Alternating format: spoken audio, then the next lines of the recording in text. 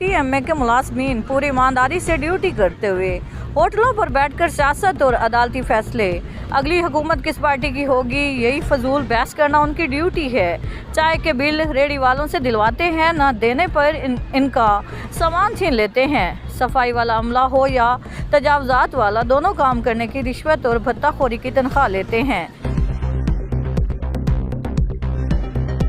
गिरदोनवाह के लिए खुशखबरी, अब आपको डेरा गाजी खान जाने की ज़रूरत नहीं। अब आपके शहर दरी ढोलेवाली पर दमानी ट्रैवल एजेंसी दरी ढोलेवाली उम्रा इंटरनेशनल विजिट वीज़ा और तमाम एयरलाइन की बुकिंग के लिए तशरीफ़ लाएं।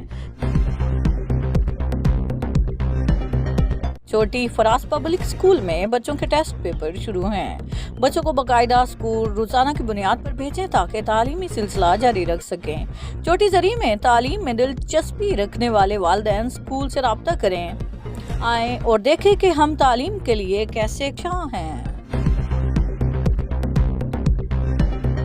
डेरा गाजी खान डिवीजन में सरकारी वाजपात की वसूली के लिए सख्त क्रैकडाउन का फैसला किया गया है। नादहिंदगान की जायदादें नीलाम होने के साथ गिरफ्तारियां की जाएंगी। कमिश्नर इशफाक अहमद चौधरी ने वीडियो लिंक इजलास की सदारत करते हुए अहकाम जारी कर दिए।